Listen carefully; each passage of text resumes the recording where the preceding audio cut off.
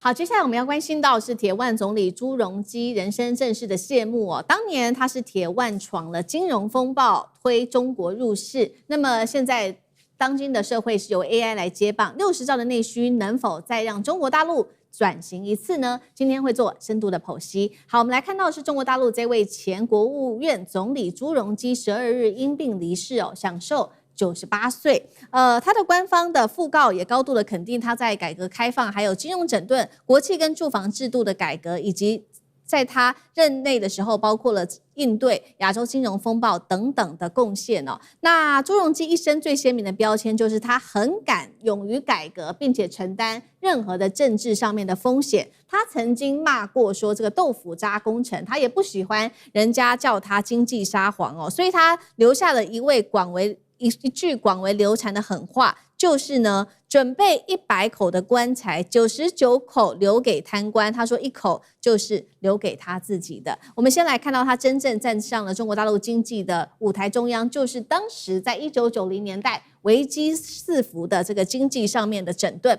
90年代当时的中国大陆确实可以看到经济表面上是发展的非常非常的快速的，但是当时在中国内部面临的许多问题，不管是通膨，还有重复建设、银行坏账跟国企长期的亏损等等的问题，只有朱镕基他愿意站出来做大力的改革。他当时呢直接打压这些过热的投资，重新整顿金融，向低效率的这些国企来正式的开刀。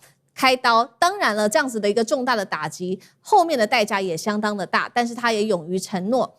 并且勇于承担。朱镕基的判断很清楚，他说要先拆掉这些旧体制的包袱，才能赶上国际竞争力的市场经济哦。所以呢，我们就看到在他的改革之下，当时有大量的国企被直接整并、重组，甚至是倒闭，还有呢大批的工人面临下岗。住房政策的改革也是从当时开始的，本来的这个福利分房，后来推进到了住房的这个商品化等等。但是我们要来看到是真正的大考验，同时也是让他声名大噪的这一场，就是在1997年的亚洲金融风暴爆发了。当时在金融风暴爆发之后，中国大陆继续维持它的人民币的稳定，并且支持香港抵御金融的冲击。朱镕基则是做了一件大事，他推动了中国大陆当时加入了国际组织 WTO， 把国内的改革跟全球市场彻底的接轨之后，我们就看到中国大陆在这几年打拼之下成为了世界工厂，而在出口快速的发展之下，也因此大陆数亿人口的生活水准因此从这个时候开始提高了，所以就看到了目前大陆的经济发展，外资进来，出口爆发，制造业起飞，中国大陆从这个成为世界工厂，人民的生活水准提高等等，它的这些贡献跟现在所可以做的一些经济上面的借鉴，赖老师怎么看？我觉得很多大陆人非常的怀念朱镕基啊，因为大陆出了几个非常杰出的领导人啊，不管是过去啊，那么甚至到改革开放你所看到的邓小平等，朱镕基也是一个非常杰出的领导人。因为改革开放的时候，大陆过去因为太穷了、太落后了，所以邓小平就要释放。要激起人民的这种劳动意愿、生产意愿，那当然就要开始进行私有化的这样的一种激励的这种政策。所以改革开放开始推的时候，你看到早期就是先求快，先求快，先求有，然后想办法让自己富起来。所以也允许这个经济特区原来是就4个经济特区，先让4个经济特区先富起来，再扩大到11个省市。县沿海的城市，就让沿海的城市先富起来，然后再由这些富起来的城市去帮还没富起来的城市，采用这样的一个大战略。这样的一个大战略，先求快，先求有，先求富的情形下，就带来了这种粗放型的经济了。经济一走向粗放型的时候，您看到了开始大量的授权，因为总不能够完全由中央管。国家这么大，人口这么的多，一切都中央管的话，速度一定慢，所以大量的授权，一旦授权给地方官的时候，很多的地方官开始贪官污吏就满地了，到处官商勾结因为有土司有财那既然我今天要开放，要搞工业园区、科学园区、经济园区，那都是土地审批都是，那就一堆就是收钱，我就给你好地。就这样子的一个发展里面，我们看到的贪污腐败越来越严重，然后再加上你刚刚讲的商品房，原来的土地政策、房屋政策都是国有化的，但是现在要推商品房了，要推商品房，谁能拿到地，谁就有可能致富嘛。这个在台湾过去的发展的过程也是如此，谁拿到地谁就有钱，然后你只要盖起来。所以我父亲过去也是曾经做过这个房地产商的，他是营造商，也盖房子的，所以我们都知道，你拿到地，拿到好地，那是太重要了啊。那你要拿地要用什么方法拿地？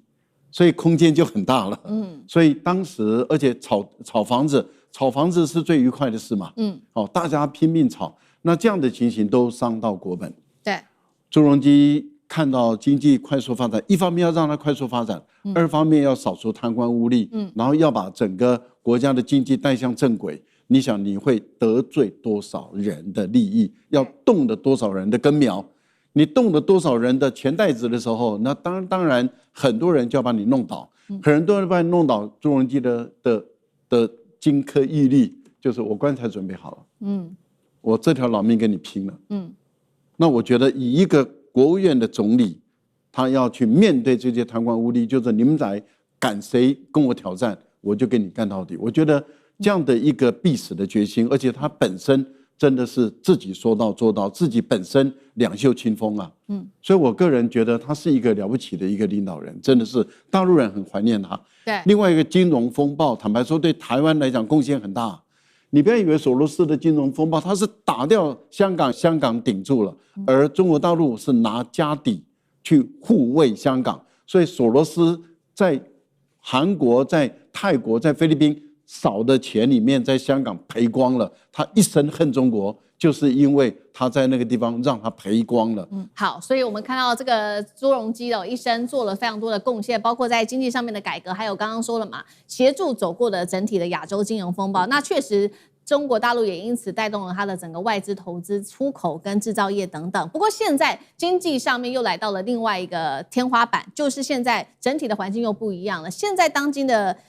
经济状况就是房地产在中国大陆比较低迷，还有美国科技封锁跟全球供应链重组，所以大陆现在也赶快找说，那我们接下来要怎么做经济上面的转型呢？也就是从这种传统的产业低附加价值要往 K 型转型，就是往 AI、半导体、新能源、高端制造跟机器人来做发展。那确实已经达成了，在今年前7个月，半导体出口接近翻倍，高科技产品成长呈现40%的一个高度成长。第二次的这个经济转型能不能创造相同的一个等值的一个成就呢？那能不能来去弥补当年房地产现在在逐渐的往下坡走的一个问题？那杨老师又怎么看？我觉得这个方向是很明确的哈。美国10年之前开始对中国的科技战、贸易战，也就是从朱镕基带领的陆氏加入 WTO 之后，整个中国的经济开始翻两番，连续的这种双位数的经济成长，然后呢，也看准方向，就是深化就是人民的教育，特别是科学的教育、人才的养成，以及重要科技领域的投资、政策性的投资。即使是面对美国的科技跟贸易战的打压，到后来呢，现在反而使得美国自我封锁，用高关税，用禁止中国的商品进入到美国市场，开始做自我的封锁。现在这个整个国际的风貌已经倒过来。不是大家再去制裁中国，根本是美国把自己门关上。而整个全球南方市场，以及包含甚至美国的邻邦加拿大、墨西哥的对中国的商品也是大门大开。然后呢，欧盟现在面临到一个灵魂的拷问，它到底要不要真的针对中国的商品采取保护主义？我觉得朱镕基给我们一个比较，就是刚好我们在台湾哈，你不觉得刚好？朱镕基的这个过程，从他做上海市的副市长、书记，然后呢到市长到书记，然后副总理到总理，到2003年从总理位置下来，台湾也刚好是经历过从李国鼎、孙运璇到萧万长。对。而不幸的是，进入到96年之后，当李登辉上来之后，就在整个风貌转变。在这个之前，其实双方的两岸之间，当然因为规格不一样、大小不一样、整个情况不一样，可是呢，经济的领导跟整个氛围是开放的，走向国际的，然后呢要欢迎全球化的，然后整合到国际的产业链、生产线里面去的。那也就是说，经济的思维是主轴，政治的考虑是其次。可是另外一方面，中国大陆在朱镕基之后啊，还是持续的开放、包容，走向国际。而朱镕基它的所建构的典范，在中国大陆却是持续的延伸下来的。好，这个是这个中国大陆的经济一路走到现在，经过了2次转型。那第2次转型，我们刚刚就说，也就是现在嘛，要发展 AI。但是现在也有一个现实的考量，就是说，好，你发展这个产业的趋势是对的，但是实际上这个企业现金能不能到达企业的手中，还有甚至流到民间去呢？现在也在看，因为现在最新的统计是中国大陆2026，中国大陆的规模及以上的工业的企业。他们的这个企业的回收期达到72天，也就是说，要改善这个现金流还需要一点点的时间哦。那所以政府现在也大力的推动说，民众你应该要加强你的内需，去多买东西。所以他们也设定了2030年将社会消费品的零售总额推上60兆元。从这个所谓的世界工厂，就是帮全世界做代工，现在中国大陆要自己发展自己的内需，来强化自己社会的发展，有没有这个机会？舰长怎么看？这个机会不是一个绝对或是绝对不会，它是一个相对的比较。中国大陆是比较可能成功的，它有4个原因。第一个，它政策稳定，它不会说今天我们换一个总统重选，整个执政党全部换掉，可能整个的过去推的那4年5年的政策通通都改了，所以它政策非常稳定，不管谁来当。第二个，它是计划经济，什么12-5、13-5，它一设定就是5年，这5年我们就照这个去做。这也是一个非常稳定的。还有第3个，它内需太大，市场实在太庞大了。第4个就是中国人储蓄是超级有名的，现在它的储蓄像现在大概43%，美国大概只有10%几。你知道为什么中国人这么喜欢储蓄？因为以前的中国人对未来没有自信，当我对未来我很有自信的时候，我知道我的钱一定会增加的时候，我存什么钱啊？所以我就敢花钱。所以中国面对这些问题是比较，就是让你觉得说不会这么大的波折。